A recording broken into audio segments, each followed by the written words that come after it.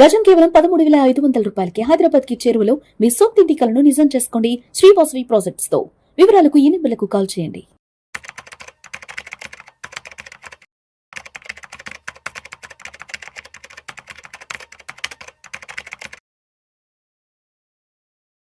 నమస్తే, welcome to Vishnu talks. నేను విష్ణు. ప్రస్తుతం నాతో పాటు సర్టిఫైడ్ ఫైనాన్షియల్ ప్లానర్ అండ్ పైసల ముచ్చట్లు మనీ మంత్రదండం పుస్తక రచయిత ఎం రాంప్రసాద్ గారు ఉన్నారు. సార్తో మాట్లాడదాం. సార్ రాంప్రసాద్ గారు నమస్తే. సార్ నమస్తే అండి విష్ణు గారు. Welcome to Vishnu talks and Sir. Happy new year Ramprasad గారు. థ్యాంక్ యూ అండి. Wish the same. Happy Yes. New year. Thank you sir, thank you so much. So. So Ramprasad గారు, లాస్ట్ ఇయర్ ఎగ్జాక్ట్గా న్యూ ఇయర్కి మీరు పైసల ముచ్చట్లు మనీ మంత్రదండం బుక్ని కూడా సుమన్ టీవీ వేదికగా రిలీజ్ చేశారు కదా. సుమన్ గారి చేతుల మీదుగా. మా చైర్మన్ ఎండి గారు సుమన్ గారి చేతుల మీదుగా రిలీజ్ చేసాం. ఎస్. సో మరి ఈ సంవత్సర కాలంలో ఆ బుక్ రాసిన తర్వాత మీరు కొత్తగా అనుభూతి చెందిన విషయాలు ఏమున్నాయి? చాలా మంది పబ్లిక్తో అట్రాక్ట్ అయి ఉంటారు, బయటకు వెళ్ళినప్పుడు చాలా మందిని కలిసి ఉంటారు కదా. సో మరి ఆ పుస్తకానికి సంబంధించి ఈ సంవత్సర కాలంలో మరి మీరు దాచి ఉంచిన ఆ తీపి గుర్తులు ఏమున్నాయి? అసలు ఏం లేదు సార్, మీరు బుక్ రిలీజ్ చేశారు, ప్రమోట్ చేశారు, sale we sold around 48,000 copies, 48,000 copies నాకు తెలిసి. నెక్స్ట్ ప్రింట్కి వెళ్తే 50,000 క్రాస్ చేస్తాం. అన్ని కాపీస్ అమ్మగలిగాం. అండ్ క్లయింట్స్ ఎక్కువ మంది అయ్యారు మనకి త్రూ, అంటే వీడియోస్ ద్వారా రీచ్ చేయం, బుక్ ద్వారా రీచ్ చేయం. కాబట్టి మీరు చేసిన వీటి వల్ల మీకు కూడా ఇంటర్వ్యూస్ ఇవ్వకుండా అయిపోయాం. అంటే మీరు బుక్ రాయడం వల్ల చివరికి నాకు కూడా దొరకకుండా పోయారు. So I enjoyed that journey. Yes, చాలా మంది మీ బుక్ చదివి నిర్ణయం తీసుకున్నాం. ఒక క్లయింట్ చేశారు, మన ఎగ్జిస్టింగ్ క్లయింటే, ఆయన బుక్ వాళ్ళ మదర్కి ఇచ్చారు. ఇచ్చాక సార్ మా మదర్ మీ బుక్ చదివారు, చాలా ఇంప్రెస్ అయ్యారు, ఒకసారి మాడదాం అన్నారు. నేను కాల్లో తీసుకొని అన్నారు. తీసుకోండి సార్ అన్న. తీసుకున్నారు. ఆవిడ చెప్పారు, బాబు నేను ఇది మా అబ్బాయి ఇన్నాళ్ళు చెప్తే వినలేదు, కానీ ఇప్పుడు ఇంకా నేను చిట్టీలు వేయడం ఆపేస్తున్నాను బాబు, మీ బుక్ చదివాక నాకు అర్థమైంది.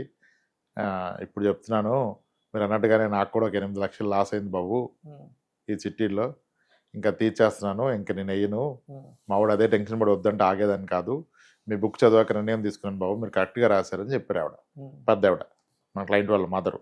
ఆయన ఇలా చాలా అనుభూతులు ఉన్నాయి. చెప్పారు, ఇది మార్చుకున్నాం, మీ చదివాకే మారాం, మీ చదివాకే అని. సో అట్లా చాలా ఆనందాన్ని ఇచ్చింది బుక్.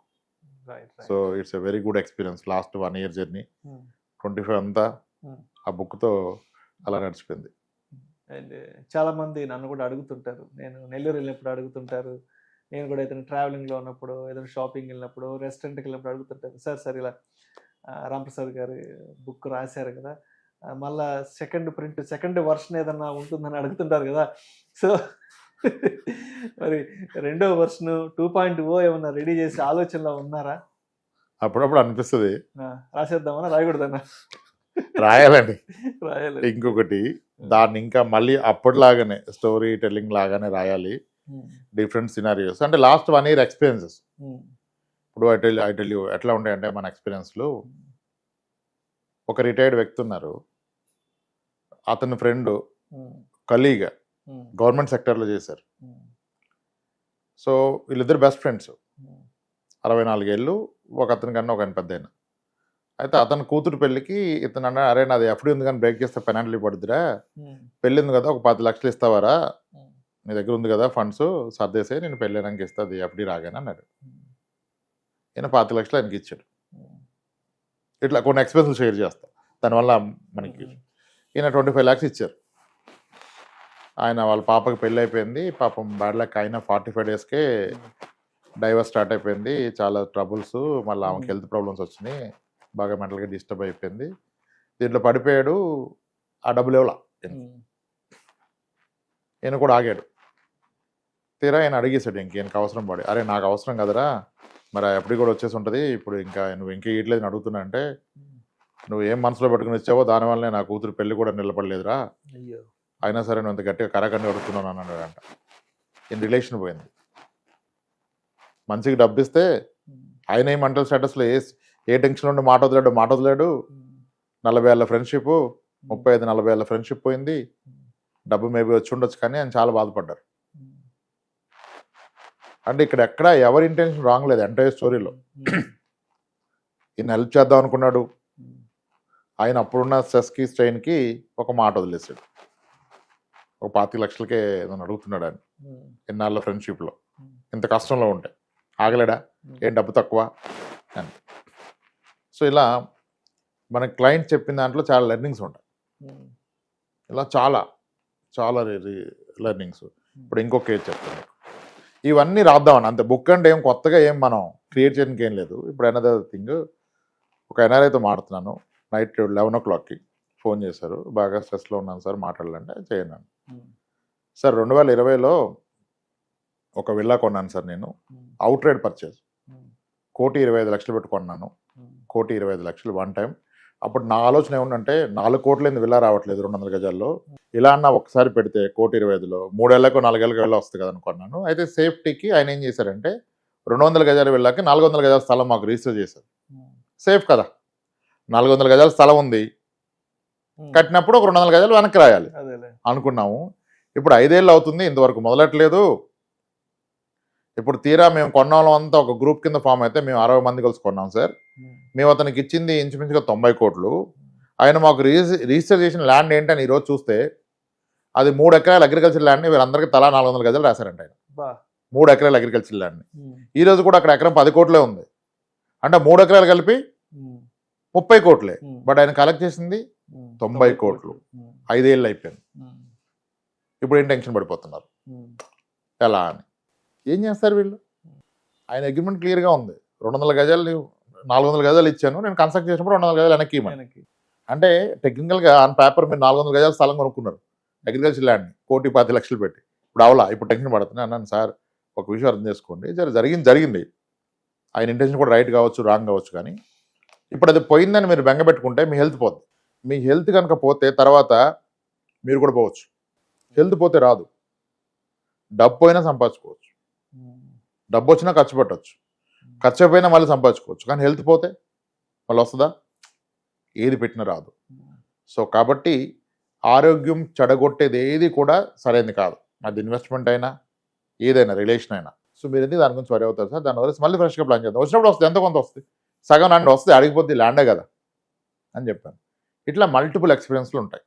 ఇప్పుడు ఇంకోటి కూడా చెప్పాను, అది కూడా మీకు చెప్తాను. అంటే ఇవే కేస్ స్టడీస్. ఈ pedal I right a book, this what I going to right.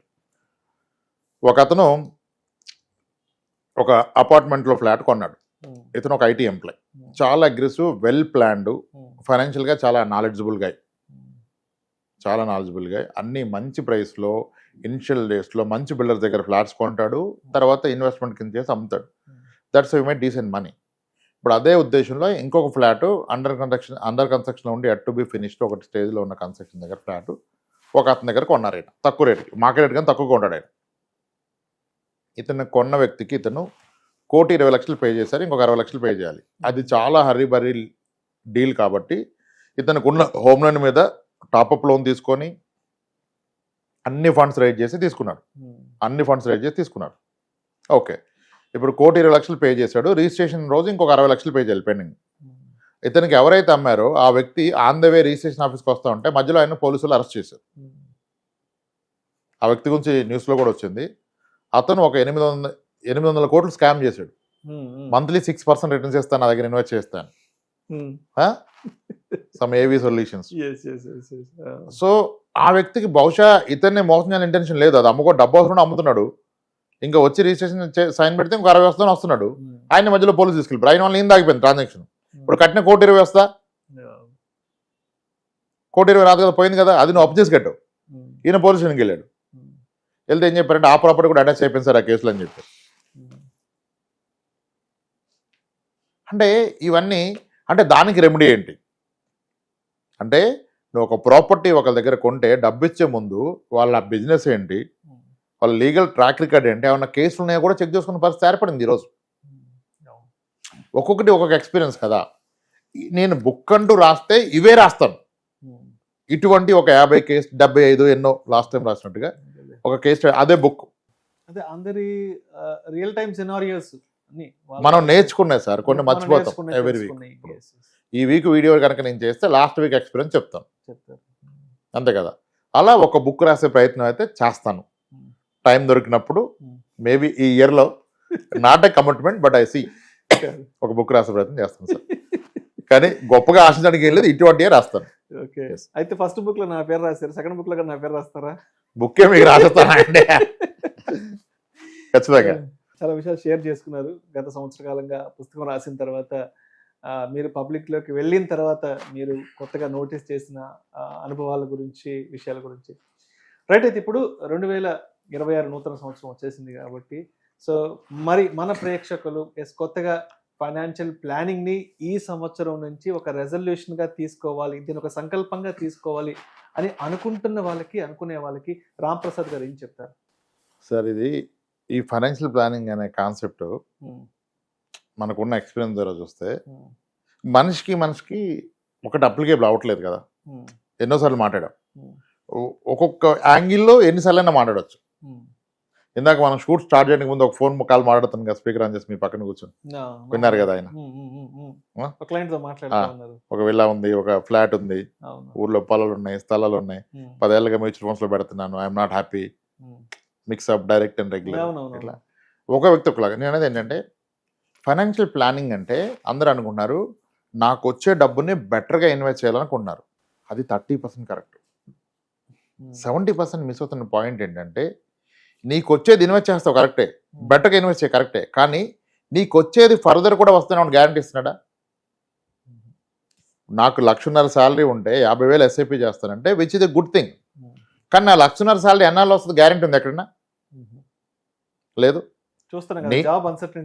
నేను ఆరోగ్యంగా ఉండాలి, నా కంపెనీ ఆరోగ్యంగా ఉండాలి, నేను వర్క్ చేస్తాను ఇండస్ట్రీ ఆరోగ్యంగా ఉండాలి. ఏ తేడా కొట్టినా వెళ్ళిపోద్ది. సో మీకు వస్తున్న డబ్బు ఎక్కడ ఇన్వెస్ట్ చేయాలి కాదు ప్లానింగ్. ఇప్పటి వరకు మీరు ఇన్వెస్ట్ చేసిన సరిగా ఉందా లేదా అనేది మేజర్ ప్లానింగ్. ఇప్పటిదాకా మీరు ఏవైతే అసెట్స్ క్యారీ చేస్తున్నారో అవి మీకోసం పనిచేస్తున్నాయా లేదా అనేది మేజర్ ప్లానింగ్. అది రివ్యూ చేసుకోకుండా నేను పెడతాను సార్ అంటారు. నిన్న ఈవినింగ్ ఒక క్లయింట్తో మాట్లాడుతున్నాను, చిల్కా నగర్, బోడుప్పల్ నుంచి. చిల్కా నగర్, ఈ 33 years, just got married, having 1 year kid. ఎలాగ పేర్లు చెప్పలేదు, పెద్ద ఇబ్బంది ఉండదు. వాళ్ళ ఫాదర్ రైల్వేలో చేస్తారు, ఈయన వర్కింగ్, ఈయన వైఫ్ వర్కింగ్. ఓకే. ఇప్పుడు ఈయనకి అక్కడ 2 ఇండిపెండెంట్ హౌస్లు ఉన్నాయి, 3 షట్టర్స్ ఉన్నాయి, షాప్ షట్టర్స్. ఆ షట్టర్స్ ఒక 70 లక్షలు చేస్తా అంటాడు. రెంట్కి ఎవరు ఉండట్లేదు సార్, 10,000 కూడా రాదు, ఖాళీగా ఉన్నాయి అన్నాడు.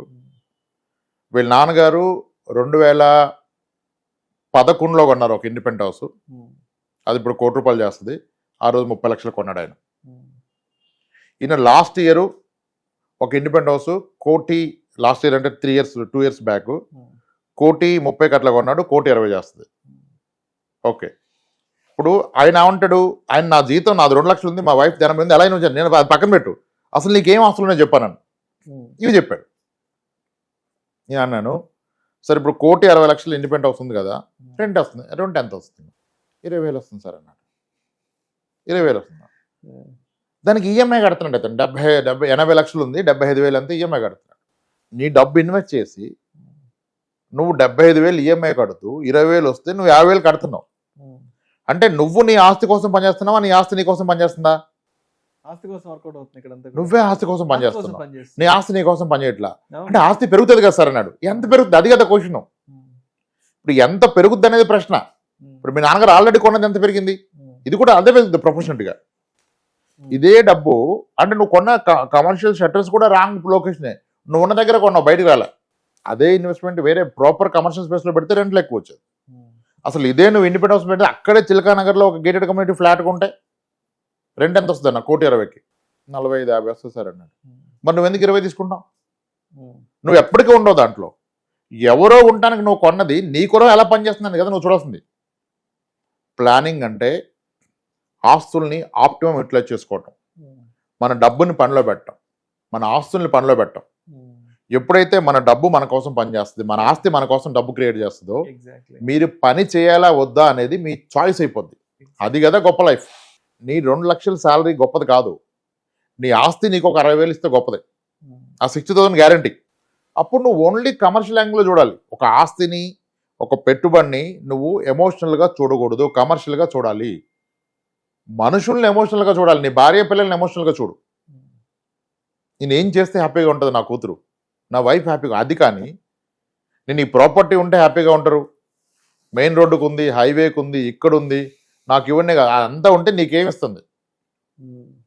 రేపు నువ్వు పోతే నీ తర్వాత ఎవడు మేనేజ్ చేయగలడు? అలా అవుతుందంటే మరి నువ్వెందుకు కొన్నావు? అసలు నీ వల్ల అవుతుందా? ఏ అసెట్ అయినా, it's not just real estate. మీ ప్రతి ఆస్తి, మీ ప్రతి పెట్టుబడి మీ గురించి పనిచేసి మీకు ధైర్యాన్ని, భరోసాని ఇవ్వాలి. భవిష్యత్తు మీద బెంగ తీసేయాలి. మీరు పెట్టిన పెట్టుబడి ఉంది సార్, పెరుగుద్ది సార్, పెరుగుతుంది సార్, పెరిగితే ఎవడవాడతాడు, ఎలా వాడతావు? దానికి సమాధానం ఉండదు. పెరిగేదాకా మనం ఉండాలి కదా. ఉన్నా నువ్వు మేనేజ్ చేయలేవు. ఏ అసెట్ అమ్మితే వైట్ ఎంత, బ్లాక్ ఎంత, పెద్ద హెడేక్స్ కదా. ప్రతి ఆస్తికి పర్పస్ ఉండాలి సార్. ఇఫ్ యు సే నాకు ఇది ఉంది అంటే నేను అడిగే క్వశ్చన్ ఒకటే, దీని అంతం ఏంటి? What is the end for it? దీన్ని నీ భవిష్యత్తులో ఎలా వాడతావు? అలా ఏం లేదు సార్, అది ఉంటుంది, పెరుగుద్ది. అరే పెరిగితే దేనికోదానికి వాడాలి కదా మీరు. ఇప్పుడు మీ స్టోర్ రూమ్లో ఒక ఎక్విప్మెంట్ ఉంది, దేని కొడుతుంటే తెలవదు సార్, దేనికంటే ఎందుకు ఉంచుతున్నావు, తీసి బయటపడే. Same is the case with assets. నీకు రేపు ఇబ్బంది వస్తే నేను ఆదుకుంటుందా? నీకు సన్నగా జాబ్ పోతే ఆదుకుంటుందా?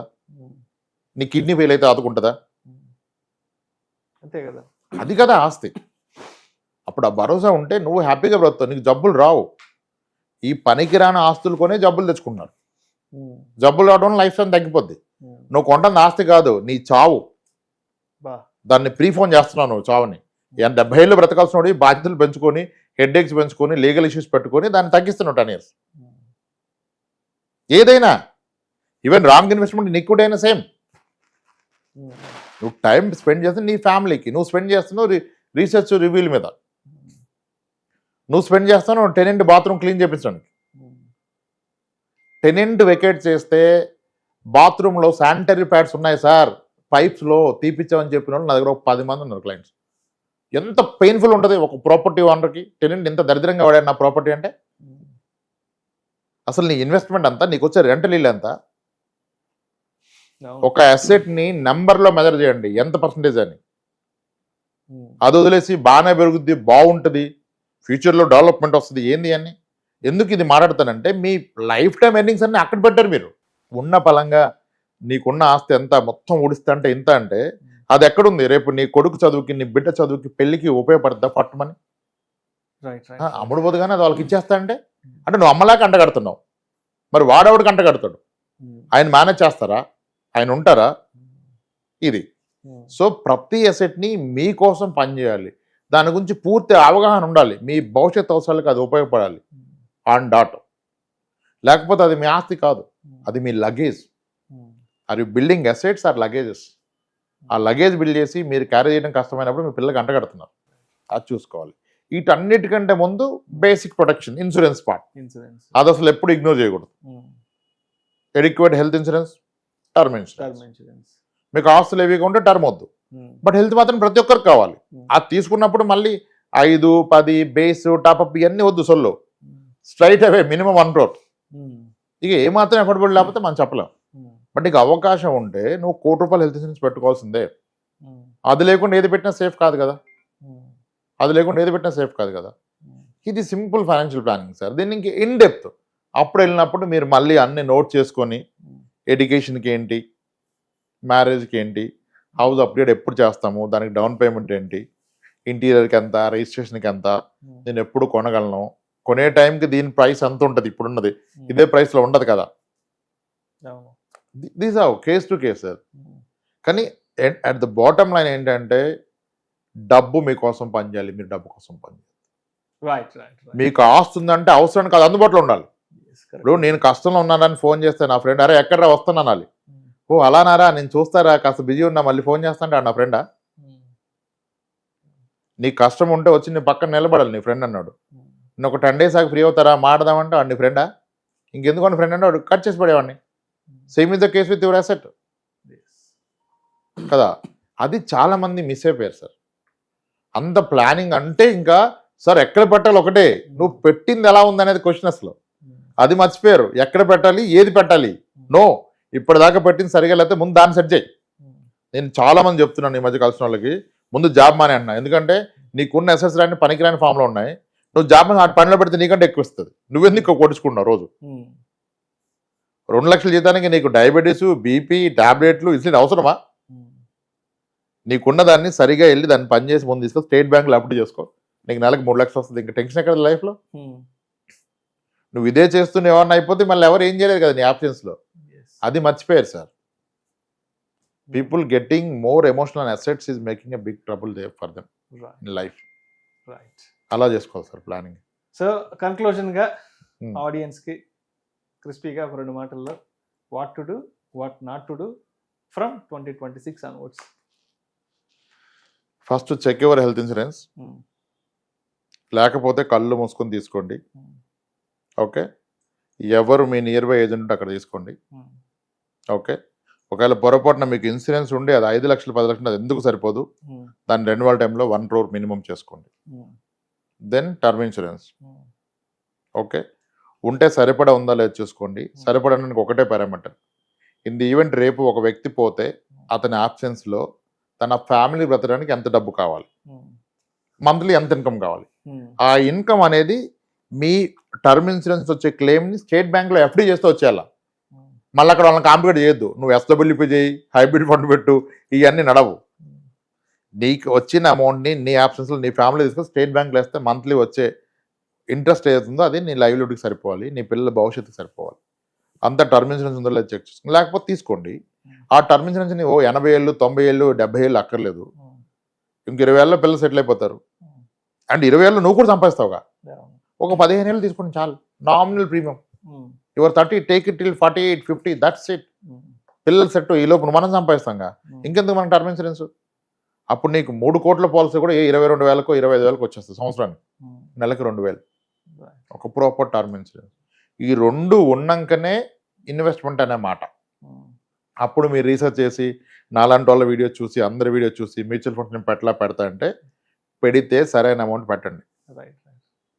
4 కోట్లు రియల్ ఎస్టేట్లో పెట్టుకొని స్థలాలు పాలు పెట్టుకుని ఇక్కడ 10,000 పెడతా అంటే ఏం అవదు. దాంట్లో ₹1 అమ్మ తీసుకొచ్చి పెట్టండి. అప్పుడు చూడండి నామేద్దాం. ₹1 పెడితే 12 years కనీసం 4 కోట్లు అవుతుంది. 12% క్యాగర్ తీసుకుంటే అక్కడ అవుద్దంటే అక్కడ అవ్వచ్చు. అయినా అది అమ్ముడు పోదు, మీకు రాదు. White to black. ఈరోజు డినామినేషన్ 100 దొరుకుతుంది ఏదైనా అమ్మితే. 100 ఏమో ఇంత కట్టొస్తే లాకర్లో పట్టదు, ఇంట్లో పెట్టుకోలేరు, ఖర్చు పెట్టలేరు. ఎవరు తీసుకుంటున్నాడు క్యాష్ ఇవ్వాలి రేపు? అవన్నీ ఆలోచించుకోవాలి కదా భవిష్యత్తు గురించి. Primary protection pillars health and term insurance. Then start building assets, but that asset should be in a liquid form. నీ అవసరానికి ఆదుకోవాలి. Then identify your future needs, వాటిని ఇన్ఫ్లేషన్ చేసి రిక్వైర్డ్ కాపస్ అంతా ఎలా అచీవ్ చేయాలి. సింపులే. మేబీ చాలా మంది ఓన్గా చేయగలుగుతారు. అలా అయితే చేసుకోండి. Thank you sir. Thank you so much Ramprasad గారు. 2026 నూతన సంవత్సరం సందర్భంగా మన ప్రేక్షకులకి ఫైనాన్షియల్ ప్లానింగ్ యొక్క ఇంపార్టెన్స్ గురించి, ఫైనాన్షియల్ ప్లానింగ్ తీసుకునే ముందు తప్పనిసరిగా ఒక టర్మ్ ఇన్సూరెన్స్, ఒక హెల్త్ ఇన్సూరెన్స్ ఎందుకు తీసుకోవాలి, ఫర్దర్గా అది మన ఫ్యామిలీని ఎలా ప్రొటెక్ట్ చేస్తుంది అనే అంశం గురించి చక్కగా తెలియజేస్తారు. Thank you so much sir. Happy new year Ramprasad. Happy new year Vishnu garu. Thank you.